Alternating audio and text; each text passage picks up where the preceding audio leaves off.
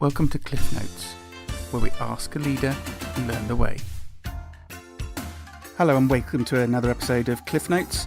This week we're talking to Dave Delaney about managing and his world of improv and networking. Hello, Dave. Hey, thanks for having me. So maybe you can give us a little bit of background of yourself, of who are you and what brings you here today?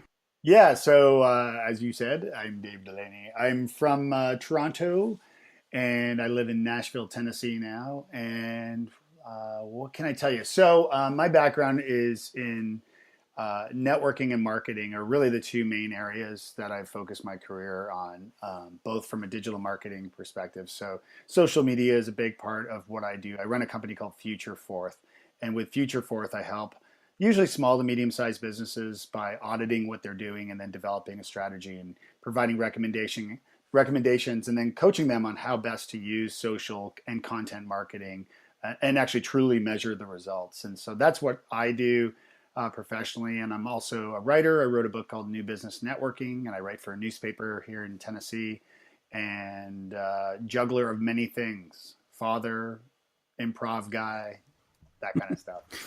Keeps you busy, and so I mean, what's a sort of an engagement look like for you? Is it sort of retainer work, or is it sort of strategy and getting into the heart of their needs? Yeah, a little bit of both. That's a good question, actually. So the way I work with a client is I audit what they're doing currently. So I look through and check and see everything they're doing online. That includes their website, their blog, their social networking profiles, all that good stuff. I go through what they're doing, and then based on what they're actually trying to do with that in mind, set KPIs, key performance indicators, so that we can measure the results of our work together.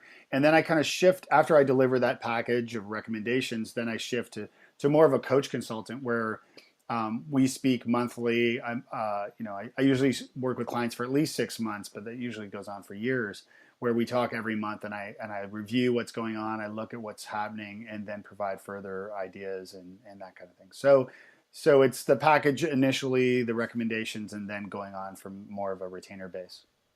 Mm-hmm. And this is certain bits of it data focused, or you try and work out sort of more rounded performance for these things? It's certainly data focused as well, but a little bit of both. So, I mean, I do look through analytics. I look through insights and, take a look and see what's performing best. And then I provide them feedback. So what I've done in the past is I've worked for, everything from performing arts and traditional broadcasting and print and radio in Canada. And then moving to the States, I've worked for two technology companies running social media for each company. The last being Griffin Technology, who make iPhone and iPad accessories and such. And I worked with them running social media for 4.5 years, or a little over 4 years. And during that time, what I learned was, because I was the solo practitioner of social media and digital marketing, I struggled with balancing time. And that's a big part of how I help my clients too, is and in my looking at the analytics, that takes that off of their shoulders so that they can produce the content, interact with their their fans, friends, and followers and such. Indeed. So is a certain part of it sort of mentoring and bringing on their own staff, or augmenting with more? Absolutely. I certainly mentor them and teach them how best to create content that resonates with their customers, their leads, or brings in leads rather. So yeah, it certainly, I've worked in marketing now for well over 15 years, maybe close to 17 years, I guess, and have learned a lot in that time, both from traditional marketing, offline, and then also online marketing. And so in that time, I've learned a lot, and I share that with my clients. Now, that's interesting. You've been working with Griffin. I've liked their products for a long time. They just found some good niches for some little devices and things. And being that physical space, I mean, does that make a difference of being a technology player, but you're working with more physical technology rather than just digital products? Yeah, so it's interesting. It was a lot of fun working with hardware, and certainly it was a change for me. Now they did go into software. They do have a lot of different apps. We had the first voice recording app called iTalk, which was the number one business app in iTunes before the voice memo app was a native iOS app, or before that app was even developed.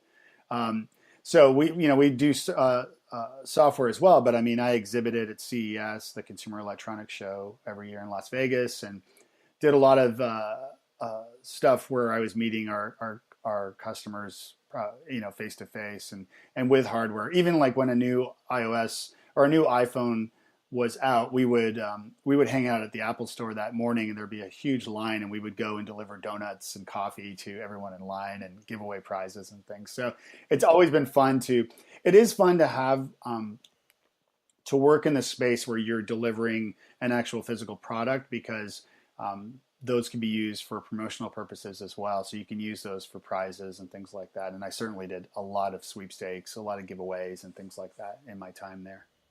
Okay. And with being down on the floor, is that getting actually some sort of pain points and some positives and some feedback from real customers, rather than just sort of definitely that planning and sort of hands-off consulting? Mm-hmm. Yeah, no, a lot of feedback from the media, really. With CES is sort of a mix. It's opened up a bit over the years, but when we first started exhibiting there, and at Macworld was more consumer based, but CES was a mix of media and buyers and bloggers and social media folks, and more of the general public started attending over the years as well. So yeah, no, it was always interesting to hear feedback on products and get new ideas based on their wants and needs. And certainly that was a big part of running social media for Griffin too, is getting that feedback from customers so that we could make better products. Cool. So just taking us back, you sort of covered it a little bit, but what got you started in this direction? I mean, coming out of college, what's taken you towards getting to this sort of social media and sort of strategy? Yeah, so having worked in marketing for so long, I've already started to date myself a little bit. But I'll date myself even more and say that I used to run a BBS on my Commodore 64 when I was about 13 or 14, I think. I think it was about 13. And so for the younger listeners, that's like a bulletin board system, which was before the internet. So the way it would work on my phone is that people could call, well, a single person could call and use my computer at night. And I would get into what was called sysop mode and get in and start chatting with them live, like we would chat with one another, whoever was on my phone or on my computer through the phone line. Late at night. And it was late at night because my mom didn't want me using the phone line up during the day. So single phone line at the house. I say mom, by the way, because she's a Brit. So give her props. Yeah, no sharing of lines in those days. It was on for the internet or on for the phone. Yeah. Right. Yeah. Stephen Colbert did a great bit a while back on when your mom would answer the phone as you were transferring a file and totally disconnect it. And then you would like lose your connection and have to start all over again. And it was just, it was hilarious. But yeah, so anyway, my background is goes back to communicating online and chat rooms and through BBSs. And it wasn't something that I really thought about at the time, but it was pretty incredible in retrospect that I was communicating online then. So that's great. So after BBS, you kept going with the technology? Yeah. So after BBSing, the internet was born, and I started using the internet to chat with people, to meet new people, and so was networking online without realizing I was networking at the time.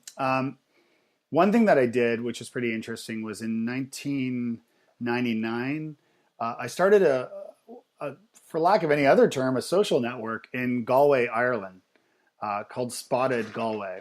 So I'm not a developer, and I've never claimed to be, but I know enough HTML and CSS and things. So I didn't even own a computer at the time, but what I did was I would go to an internet cafe in Galway in Ireland, and I created this website called Spotted Galway, and basically it was a forum using Tripod and BraveNet and Lycos services. And it was for now Galway. If you've ever been to Galway, it's a college town, a lot of college students. So I created this website so that if you spotted someone you fancied at the pub and you didn't get a chance to say hello, you would post a little note to them on this forum. And what happened was it blew up. It became really popular, and all these people were using it. And I was moderating moderating it, which was a lot of work, and as you can imagine. And it became a really big thing at the time. And I'd never realized quite what I was creating, but it really was a social network where people could interact with one another, and relationships would hopefully be born from that. I mean, that's where Facebook was born out of originally. I mean, I guess, wasn't it? It was, do you want to find other boys and girls on campus and chat to them? Right, So exactly. you're ahead of the game. Yeah, if only I had the wherewithal of Mark Zuckerberg.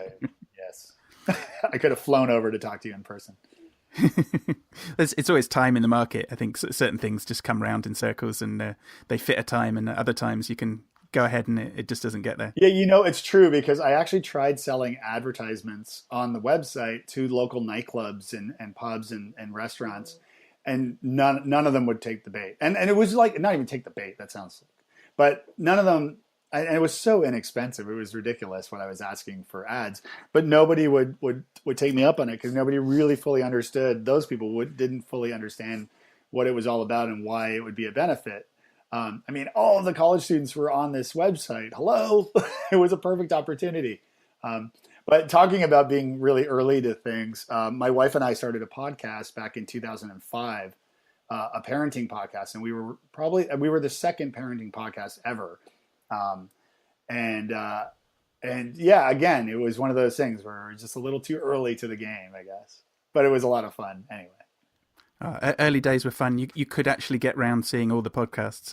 I can remember only having sort of 3 or 5 in my feed, and I've listened to all the podcasts in the world this week. Right. That's exactly right. Yeah. Times have changed. Yeah, today you almost need a TV guide to be able to get through them all. You really do. And even back then, I don't know of shows now. Like back then, Adam Curry had a podcast. Oh my gosh, the Daily Source Code, it was called. And it was such a great podcast because he would feature new shows each week and feature clips from each show and talk about them. And that was a really great way to discover new shows. And then Mark Blevis and Bob Goyich out of Canada created something called the Canadian Podcast Buffet, which was a similar show featuring Canadian podcasts. And being Canadian, I was very involved with that community and supporting other Canadian podcasts. So, and they did an amazing job, those two guys, of doing a show that not only featured and highlighted other Canadian podcasts, but they also left, they would talk about tips. They were both audio geeks, audiophiles. So they would talk about recording tips and different hardware and software to use to produce podcasts back in the day. So yeah, it was pretty exciting to be part of that. That sounds great. And I mean, did that bring you on into some of your more sort of performing roles or like working in that space? Yeah. So the improv thing is interesting. So I used to want to be an actor, and I took acting classes, never, I guess, seriously enough, but I did some extra work in some films and television shows because being in Toronto, it's the Hollywood North, quote unquote. It's known as Hollywood North because there's so many films and television shows are produced or shot in Toronto and Vancouver to an extent as well. But they're shot there because Toronto can and with dressed up a bit, it can look a lot like New York or Chicago, and so a lot of American shows and movies are shot in Toronto. And so I did a lot of extra work, or a fair amount of extra work. And I studied improv at Second City in Toronto, which is, a really renowned, well-respected improv school. And so I studied improv there and graduated from their program. And then shortly after moved to Ireland, and with a stopover in London for a few weeks with some friends. And I actually performed improv at a couple pubs in London, and then got on to Galway, where I created my own improv troupe there. And we performed every Thursday night for a little over a year before. Well, I lived over there for a long time. Went over to Edinburgh for a while for the Fringe, and then moved back to Canada and now to the States. So, and what that long-winded answer was my getting to the beating around the bush and finally mentioning that I tapped back into improv as a passion of mine that I sort of shelved and forgot about for a decade. or more. And recently auditioned with a local improv troupe here. And then I got a call back. And then the next thing I knew, I got accepted into this improv troupe. And so now I'm performing improv again. And I do a lot of speaking. And so, improv is so great to help me, stay aware and be faster and think quickly and all that good stuff. So yeah, I absolutely love improv. And it just came from a passion of comedy and a passion of performance that I've always had. Yeah, I'm not sure whether I found an old recording of yours, maybe 2008 earlier in the week that I was listening to, but that's maybe another story. What was the recording? I think it's like a podcast, like Unnamed or the Unseated or The Nothing Show. Nothing Show. Yeah, yeah. I wasn't quite sure whether it was all live improv because it was like was slightly disjointed, slightly humor, slightly just riffing, and I wasn't quite sure the pacing of it, like where you're going. But it was fun. Did you find it on the website, or did you find it? Yeah.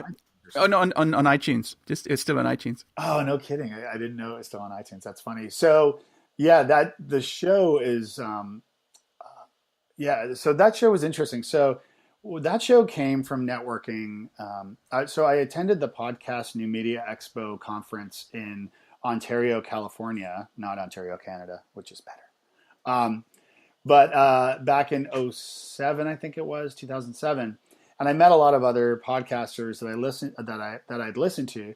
And one guy was this guy Tim Coyne, who's a great guy, and he had a podcast called the Hollywood Podcast. It was all about a guy moving to LA and trying to become an actor and sort of his experiences.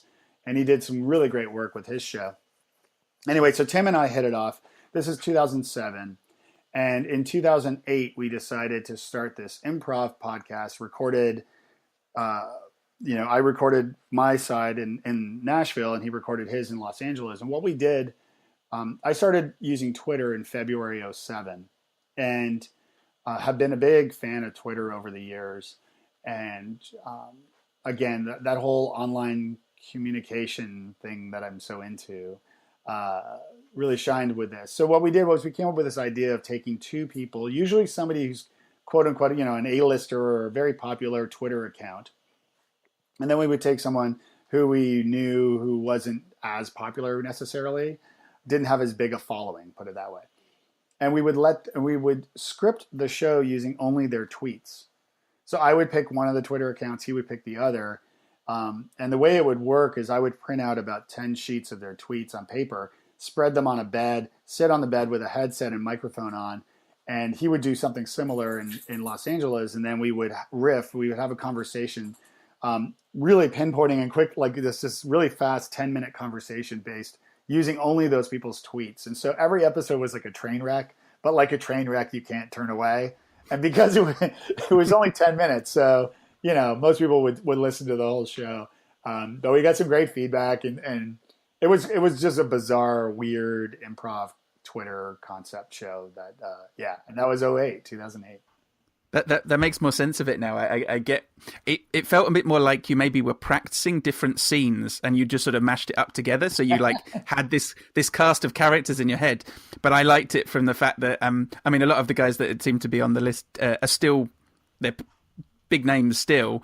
From like their career has moved on. So it wasn't that you'd picked people who suddenly went to obscurity. Right. So it's fun to just sort of listen back and see it. I'll have to re-listen with that knowledge. That sounds fun. Yeah. In retrospect, I guess we probably failed at explaining what it was at the beginning of each episode. And, it was one of those things that you thought people were finding the episode from the website where it explained what it was. And also, I think we only really thought we had a very small listenership, and so never really thought to have to explain it. It's one of those things, right? When you live online, and social media is a big part of this, where you live in sort of this fishbowl, and everybody knows what a tweet is or a retweet or all these things. And as I was writing my book, my wife would proofread the chapters before I submitted them to my publisher, and she'd say, like, "What is this retweeting thing?"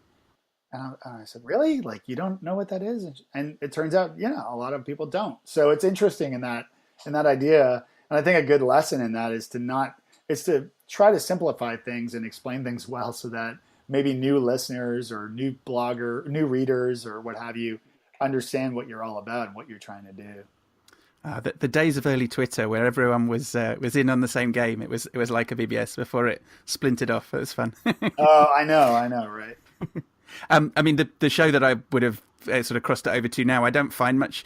I can imagine the space of podcasting and stuff would seem so good for story writers, storytellers, improv, acting, just to try stuff out, to try and build your audience. Mm-hmm. And the only one that I know of as being very good is Thrilling Adventure Hour. Do you know them? No, I don't. I'll have to check that out. Oh, this is they're brilliant. They've got several stories which apparently they're really long running, and I think they slightly improv it on the night because they know the story so long, like they have the world, but they almost pick parts on the night based on who's turned up, and they do it as a stage show. It's like a sold out stage show often too, but they put it up on a podcast, and one's a very cool space ranger, and another one is this great couple who are they're dead. I can't remember whether they're skeletons or ghosts, but they keep getting visited by people, and they just make really humorous sort of 1940s type cocktail jokes and stuff all the time, and jokes about sort of losing your innards or better have another drink and things. It's just so great.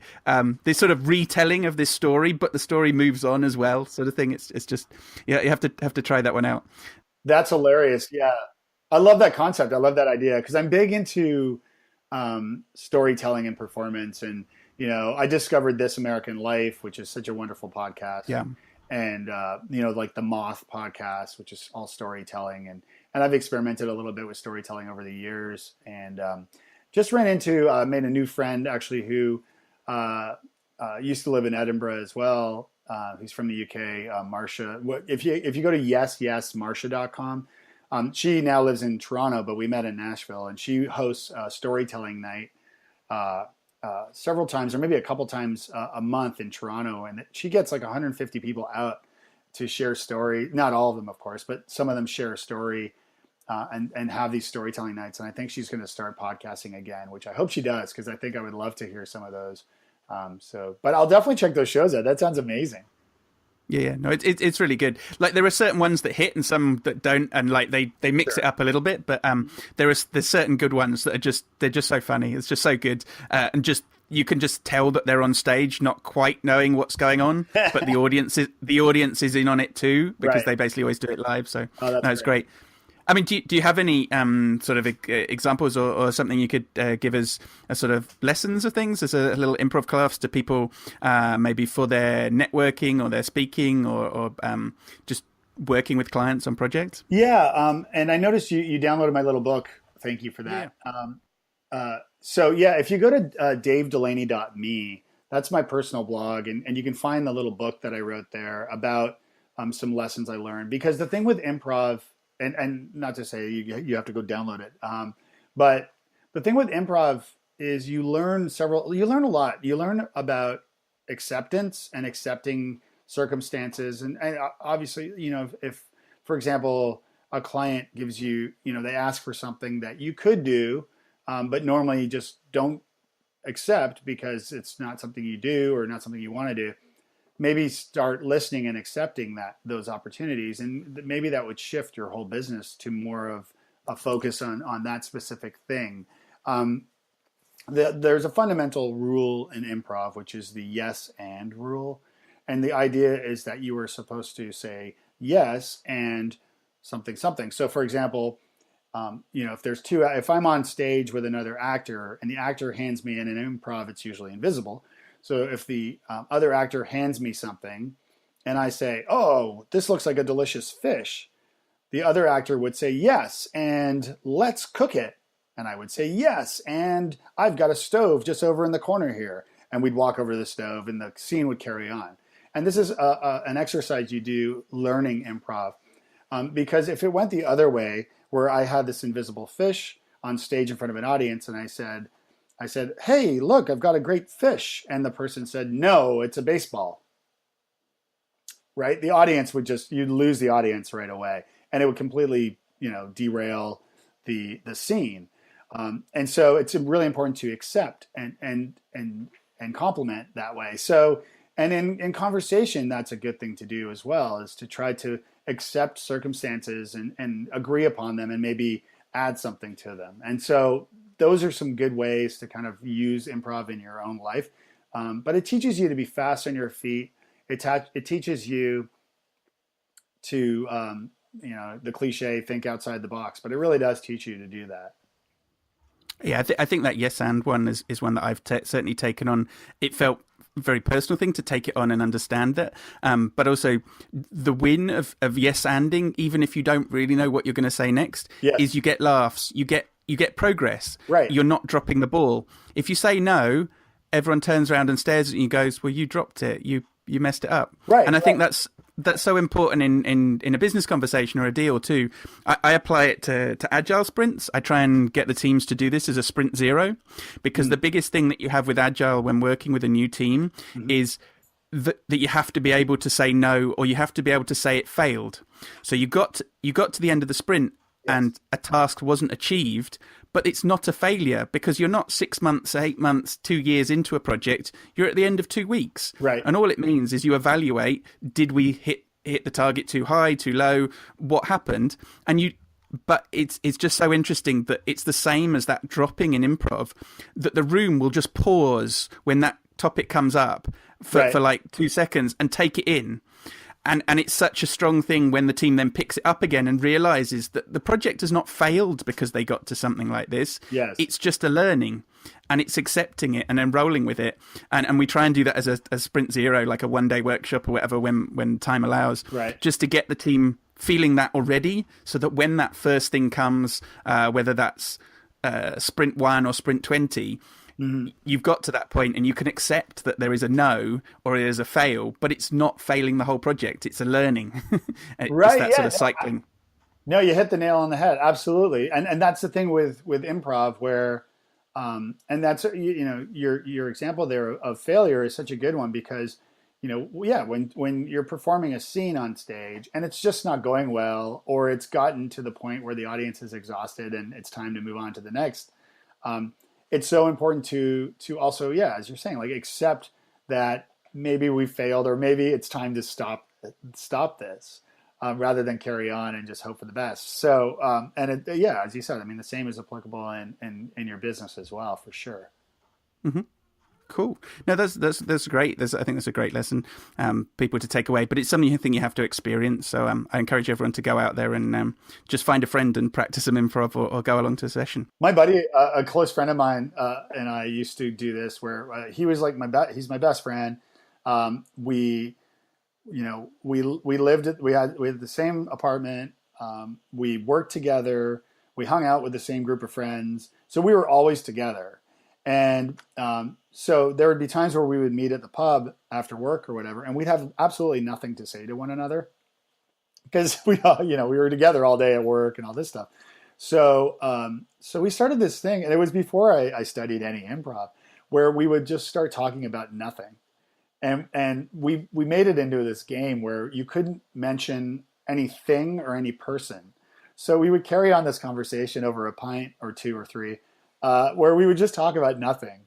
So I'd be like, oh, did you hear about? And he'd be like, yes. Oh my gosh, I can't believe it. Like, what did she say? And I'd say, well, she said, you know what she said. And he's like, oh my gosh, that's absolutely crazy that she did that. Did she do it to that guy? And we would have this crazy conversation. And oftentimes, this is our local pub, oftentimes somebody else would be in there, and it was a small place. Everybody knew everybody. Somebody would overhear us and say, are you talking about what happened with Jenny and John? And we'd say, yes. And they'd be like, yeah, I can't believe she broke up with him. Oh my gosh. And then they would join us and start talking about something real. So it was bizarre. Yep. I think we'd do that at a bar, like the two of us, if we knew that the other guy in the group was talking to a girl or talking to another person at the bar, and so we'd do that sort of story that's got a little bit of innuendo, bit of nothing, and we just keep riffing on it. And because you know each other's backgrounds, you can drop in loads of things that sound plausible, but they're nothing at the same time. Right, absolutely, yeah. That's hilarious. There you go. There's a new pub game. At least make a drinking game out of it somehow. Indeed. Cool. No, it's been great talking to you today. Do you have any way that people can see you speaking or get in contact with you again if they want to follow up with you afterwards? Yeah, absolutely. And I would love to hear from your listeners. I encourage them to reach out and say hello. I'm at Dave Delaney on Twitter, but if you go to davedelaney.me, that's where I have my personal blog, some improv stuff, my speaking information, information about my consultancy, Future Forth. And all that good stuff lives there. And of course, links to all my social media profiles and such. So yeah, please do. Please reach out and say hello. Just say that you listened. It would be nice to hear from you. That's great. Thanks for joining us today, Dave. And we'll look forward to speaking again soon or doing some improv on Twitter next week. You never know. Thank you. Take care. See ya. Thanks for joining us this time on Cliff Notes.